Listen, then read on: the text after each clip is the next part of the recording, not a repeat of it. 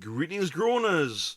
Hello to you all in Groan World as we honour Juneteenth with Admin Nicole's Facts this week, an important moment in USA history. Some of the sections this week are very long, so do bear with us. I had serious writer's block this week, so props to Admin Nicole for background research for some of the sections this week. It is a bit dark in some sections, but the games will bring a bit of joviality. I covered the games, of course. Sometimes not everything can be humorous though. C'est la vie, I believe as the French would say. In a sneaky change this week, I'm going to start by giving you the answer to Admin Nicole's anagram anxiety because I'm buzzing that I got it. The anagram solution was Florence Nightingale. Second time for your groaniest host, I believe. Get in there. I'm not going to tell you what else is coming in this episode, but it's all covered including the audience groan. Speaking of groans, I must sound off with a 1, 2, 3 with my groan trio for this week. Lethargy. When lethargy hits you, and I'm sure I've groaned about this before, it's an absolute nightmare. The feeling of wanting to do things, yet your body just gives your mind the middle finger and you lose all of your motivation. Rest in peace my energy earlier this week due to this. Hooray for lack of sleep. People who turn heating on in hot weather. Come on, people. You can tell I'm literally baking here. I want cool air, not the feeling of Satan guffing. That's a word for farting for those not in the know. Hot air in my face. Bloomin' sweating and no air. Turn it to cool or turn it off, for cripe's sake. The annoying feeling of being 5 pence short. So there are some small shops out there who will only take cash. Unless you have to spend a certain amount for a car transaction. You go in to buy a drink with money. For a change, just, excuse me card, I'll go buy a drink with cash. Only to find you are short by 5 pence. And like I said before, they don't use cards unless purchase is over a certain amount. So then you need to spend money on stuff that you don't even want. Fantastic! Urgh. But with that, it's over enough for my groans this week, but the audience groan comes in later. Before we shine with the games, let's have a Juneteenth fact for Admin Nicole. Juneteenth, June the 19th. The Emancipation Proclamation was issued by Abraham Lincoln, and yes, I did smile after pronouncing that because I practiced that, on September 22nd, 1862. It went into effect on January the 1st, 1863. However, slaves were not set free in the Confederacy until the Union Army was able to come in and take over. On the 18th of June, 1865, the Union Army arrived in Galveston, Texas. The next day, June 19th, General Gordon Granger announced that the slaves in Texas were free by order of the President of the USA. Well, United States then, I should say. The former slaves in Galveston celebrated the day that they were set free. The first Juneteenth celebration took place the very next year in 1866. More facts later on in the show. For now, I bring you game time with the 5-point countdown. Groaners live that have joined us, you're clearly ready. Groaner at home, you're clearly ready. If you're new, you start with 5 points. You've got to try and guess what I'm talking about. If you get it right, then get it wrong, your points reset, and you've got to start again from the next line. So you might have 5 points, you guess wrong, then you guess right again, you get 4 points, and so on and so on. You'll get the idea. Clue 5 for 5 points. I can be used as part of a term when someone is not altogether there. Let's see the Groaners live. Have they got any guesses incoming? Someone's put "we rolling." Okay, I'm sure it's the Limp Bizkit lyric there. Fruit Loop, it's a good guess. Okay, any more? Someone's put nuts. Fair enough. Moving on. Clue 4 for 4 points. Mechanics and DIY experts would be lost without me. I'm getting tricky here. Some people think, it's not fruit or anything. It's nothing rolling. Someone's put spanner. Fair enough, that's a good guess. I'll let them have that, spanner. Anything else? Anything else, Groaners? Nope, I think we're getting to the point where I've stumped some people here. Clue 3 for 3 points. I come in various sizes and types. You could say that's spanner again, but I'll let you in a little secret. It isn't spanner. Have we got any guesses coming in there? No, I think on the third clue, they're still stumped. Moving on. Clue 2 for 2 points. I can be used as another word for sex. And no, it's not the F-bomb before anyone writes that down. Oh, come on. Think of all the slang terms Someone's put screw. That's a good guess. Okay. I think the guesses have dried up there for that one. And final clue, clue 1. My name can be used as a term to describe a prison officer by a prisoner. Yep, we've had a few more people put screw there. Okay, yep. Okay, the answer will be revealed later on in the show, Groaners. And see where you scored down the line of 5. Games, you see, they're all about luck on this podcast, and chance as well. But not all of us can be lucky, as 01 Lucky shows this week. Black Texans in the westernmost Confederate state of Texas were unlucky enough to be forced to continue their suffering for over 2 years after the Emancipation Proclamation was made effective in 1863. It could not be implemented in places still under Confederate control. This meant that black people in Texas were not free from slavery until 1865, when it was announced, and 250,000 people in Galveston, Texas were finally freed. Can you imagine having to suffer slavery for 2 more years? That'd be hell, especially when you hear of freedom across the USA during the previous 2 years. It'd be horrible. Admin Nicole wrote a hell of a YOY that linked onto this as well. Of course, it's time for YOY. Throughout history, there are both good and bad moments. Usually, the good is often sadly overlooked or forgotten in time, and the bad is erased. Something for people to never learn about, or even know, especially in the modern age of people not wanting to know. To know the past occurrences is becoming more and more frowned upon. Yet even with knowing what has happened and how many have suffered or lost their lives, we as a race never seem to learn. The events themselves may not be repeated, yet other bad events always seem to take their place. Is it truly such an effort to learn from the past? Is understanding the past not the way to lead on to create a better future? So why do these things happen? Why is it that we never seem to learn from the past, instead just creating some new event that will become the past for future generations? How much more horror does the human race need to create before it finally learns from its mistakes? Why is it so difficult to choose to do better? Why? Oh, why? Really good point there, Admin Nicole. And further sticking with Admin Nicole, we're in a creepy corner once again. Your story this week is called Returning the Favour. Vega returned from his brief disappearance, leaving purely to check on something, yet returning just long enough to see what happened. The primal of life, a mess on the floor, dead, or well, he had to be dead anyway after what Valencia did to him. She stood up and saw Vega approaching, knowing he wouldn't be pleased with her. Grim tried to calm him down, but he wasn't having it. He knew she did something she shouldn't have. Did you pull a star from the sky and kill this guy with it? He asked her. Valencia took one look at the primal of life before turning back to Vega and trying to avoid his gaze. Maybe, she replied. Vega sighed. It was one of the things she was told to never do, but she did anyway. You know how dangerous it is. Your body is directly tied to the stars. You can pull them straight from the sky and give them form. This is not how you use them, he said. Valencia looked him in the eye and smiled proudly. I made sure to thank the star for its help before I cleaned it up and returned it to the night sky, so it's all good, she replied. Vega knew he would struggle to be mad at her when she smiled like that. No harm was done as well, or not to anyone that mattered anyway, yet he still didn't know how to feel or what to do. Pulling a star out the sky is dangerous and risky, even if she knows what she's doing. As the two continued arguing, Grim tried to get their attention. They weren't able to hear him past their own argument until he grabbed Vega and forced him to face what he wanted him to look at. The primal of life, his body still there on the floor, but his blood was beginning to pool around him. It gave Grim an unnatural foreboding feeling. The blood was alive. It was moving. The primal of life wasn't done, and in an instant, the blood returned to his body and he stood once more. Dawn wasn't his first experiment, and maybe she wasn't his last. Maybe the failures he recorded from her he managed to fix on his own body. Yet a primal was already immortal. What more could he have possibly wanted? Then came a voice that appeared to come from all around them, a voice only Grim could recognize, and the very voice he had feared. This one was easy. His heart gone, his mind a foolish mess.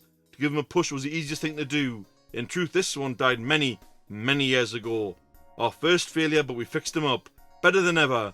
Along with these two. We had a hand in it all. We are your end, the voice said. Grimm immediately recognised it as the Fates. This was the confirmation he needed. They were after him. All this because of some jealousy. They could have found a new way in the world. Times are always changing, yet instead they would corrupt as much as possible to bring this world down. Then out of nowhere, appearing right next to the Primal of Life, was Dr. Quack and Lionel. Behind them, they heard footsteps running up the stairs. It was Damien, but he wasn't alone. A mass of black hurried up behind him. Valencia recognised those forms. Graves Park, the demonic beings hiding, the ones that destroyed lives and forced those souls to relive their end forever.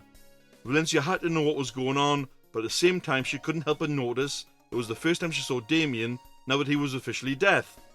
The scythe suited him and she expected him to wear the same robes Grimm wore, but instead he wore a suit of deep blue covered in silver stars with a crescent moon on its back. She wanted to ask more or know more, even just admire it for a little longer, but this wasn't the time for that. She had to focus. Sorry it took so long, Val. There was a lot to do and many souls to set free. Grimm explained to me, the creatures you saw in Graves Park, they're not demonic. Grimm couldn't save them because they were innocent souls themselves, forced into a fate they never asked for. They are the Primal of Life's original experiments, no longer human, no longer having any identity. Grimm trapped them there to save them as much as the souls that they were forced to be latched onto, Damien explained. Grimm smiled. These souls were so far corrupted and devoid of any reasoning that nothing should have gotten through to them, but Damien knew. Even when you lose love, reasoning and even identity, what you never lose is the need for revenge, and the pain of suffering forced upon you. Only death can free the souls in Graves Park and undo the curse trapped in them there. So that's what he did. He offered the tortured souls a way to get revenge. All they had to do was follow him to it. Now they were free. Dark, twisted masses that were once human, now granted an audience with their captor, the one who destroyed them. Now they could return the favour. This ties on nicely in a way to Juneteenth, Nicole. Very clever writing. Well done. More creepy to come next week. Let's have at it with another game, Groaners. Causing frustration and doubt once more, we have Yes or BS. If you're new here, I give you 3 statements. 1 could be BS, 2 could be BS. It is your job, live and listen along later, to avoid the BS statements. If you get a BS statement, your points are blanked. So if you got a point in round 1, and you blank in round 2, you have no points until you hit the redemption round. It works along those principles. Here we go. Round 1. The Time War 2020 round.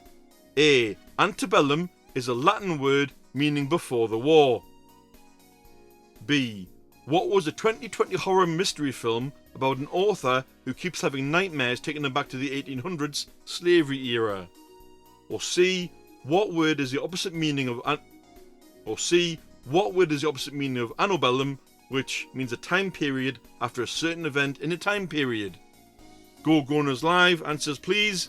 Those at home, you know what to do. We have a barrage of C's coming in. Oh, got any more coming in, Groaners? Oop, sorry about that, missed that. B's, we have a split. We've got C's and B's coming in there. Okay, any more? Nope, just a couple more C's, couple more B's. We're going to move on there. Round 2, all about Greg's round. I'm sure those listening regularly, if you don't know what Greg's is, it's a UK like pastry savoury snack shop. A. Greg's, again the pastry savoury snack shop, also owns the chain known as Baker's Oven. B. Greg's sausage rolls contain 83% pork. Or C. Greg's was sued in 1982 by 56 people who became ill after ingesting undercooked sausage rolls from a Greg's branch in Norwich. Go Groaners live, give me your answers please. Those at home, same as previous round. We have a ton of bees flying in there. More bees, loads of bees coming in there. Okay, couple more seconds. Yep, loads of bees have come in there. Okay, everyone's gone for B. Right then, round 3, the weak spot Spider-Man round. A. Superhero fatigue is a script device in Marvel and DC films to highlight when the good guy is taking a beatdown appearing weak. B. The Avengers movies hold all the top spots for highest grossing superhero movies. Or C. Miles Morales gets his 3rd outing in 2027 in the animated Spider-Man movie, Spider-Man Beyond the Spider-Verse. Go Groaners Live answers please. Those at home, same as the previous 2 rounds. Go Groaners! We have C's coming in there. Plenty of C's flying in there. B's flying in there as well. Okay. It's been a multitude of either single answers or splits this week, Groaners. Okay. Your answers will come later along with more games. But I had my chance of groaning earlier, but now I'm going to flip it to one of you who contacted the show. And that is Julie again, who did it via Facebook Messenger. Yes, it's audience groan time. She groans. BMW, Audi and Range Rover drivers. They think they own the road and don't have to obey the road laws like the rest of us do. Ooh, a brief but good groan. I believe these types of drivers believe their status of owning a certain car makes them special. Newsflash, it doesn't. You got a groan for us? Or any other content? Wing it in. Regular groaners listening, you know how by now, but here we go. You can email us at thegroanzonepod@gmail.com, join in on Facebook groups under the Groan Zone Podcast, send it to us personally on Facebook Messenger, to either to myself, that's Mystery Groaner, or Admin Nicole, aka Nicole Amos. You can find us on Discord, where we usually record at 8:30 PM Greenwich Mean Time on a Friday, at the Groan Zone Podcast, and you can also leave messages there which we can review, and of course it's where you play along too. Lastly, drop us a comment on YouTube, Podbean, Spotify, or any other platform that you use to listen to the show, and we again will review it.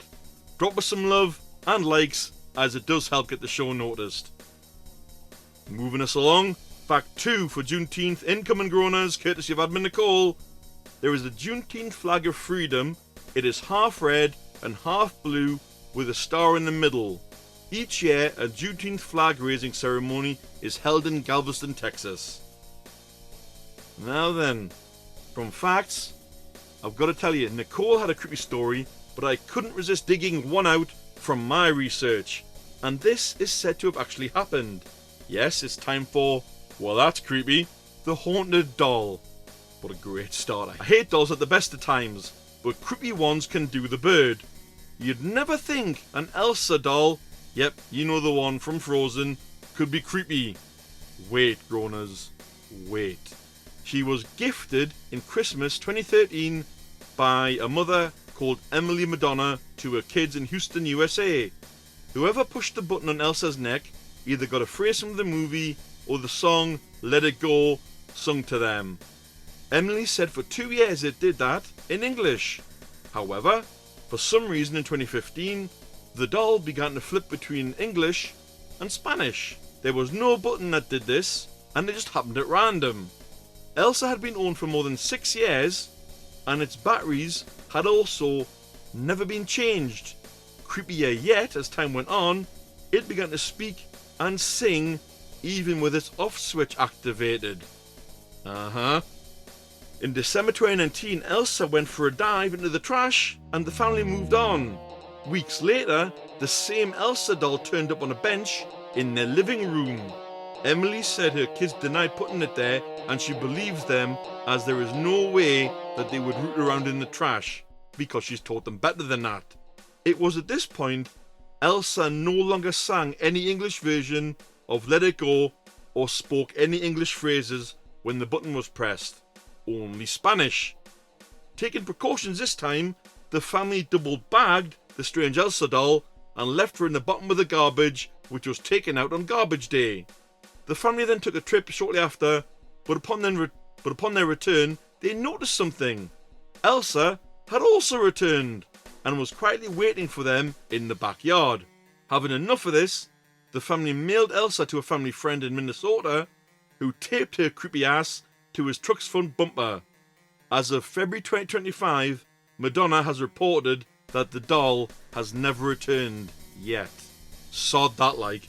I'd torch her with fire and throw her ashes into a lead box and throw that SOB down to the bottom of the ocean. I hate dolls. Another game beckons us, groaners.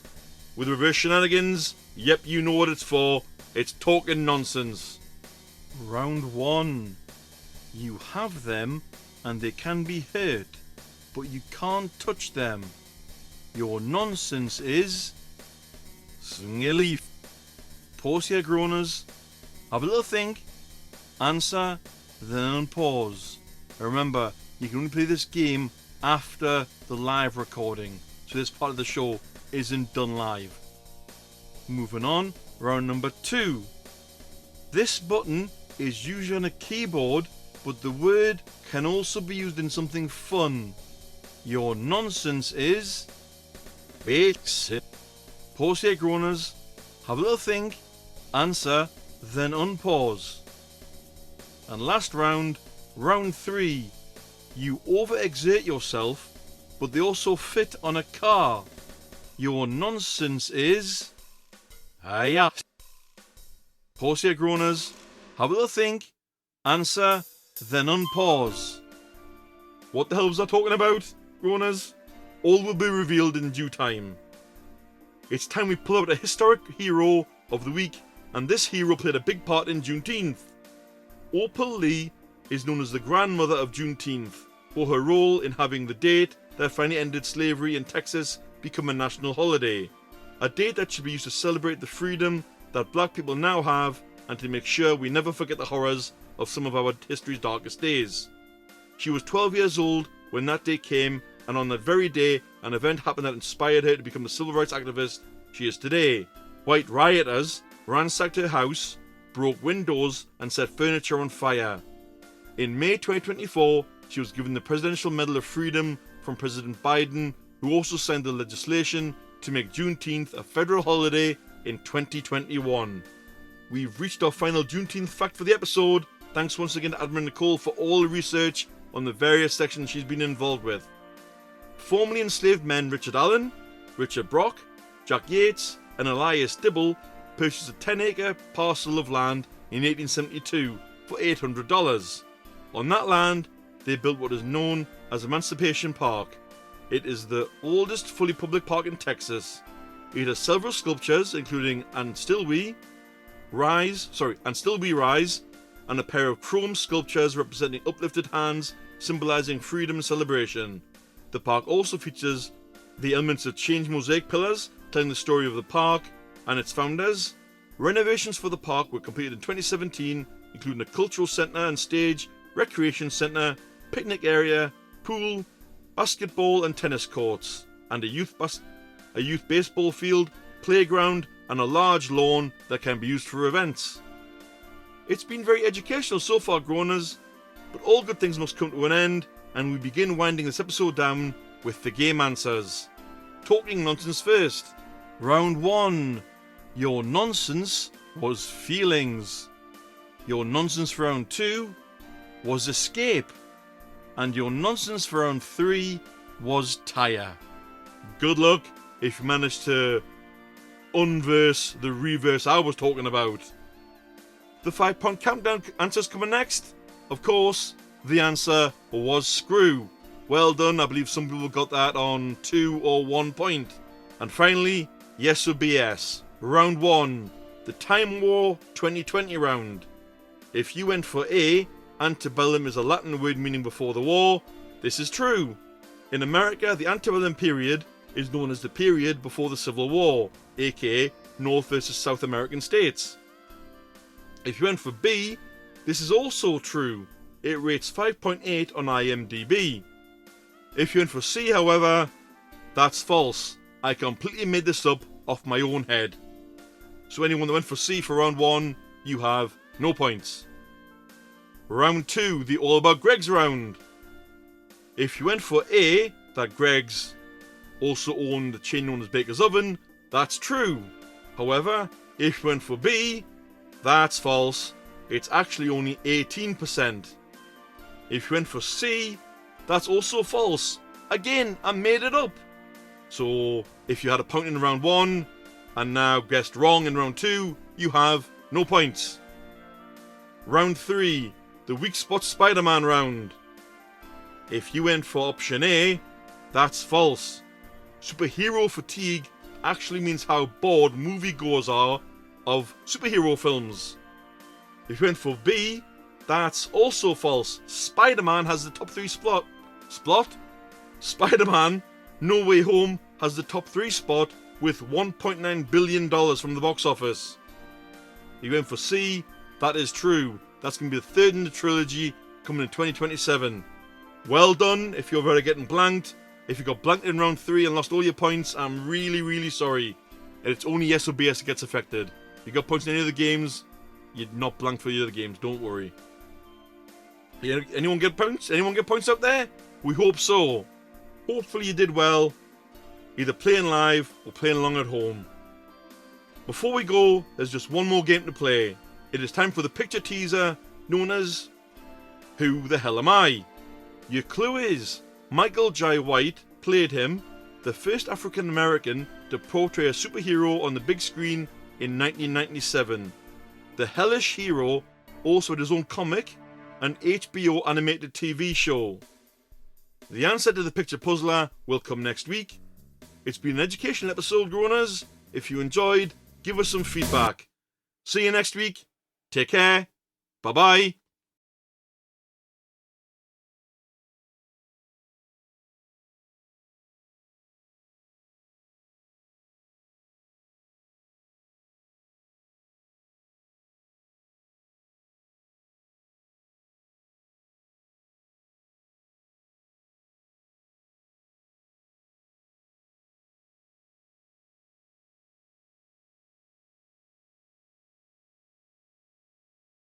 In a sneaky change this week, I'm going to start by giving the answer to Anna. In a sneaky change this week, I'm going to start by giving the answer to Anna. Can't speak. He offered them the tortured.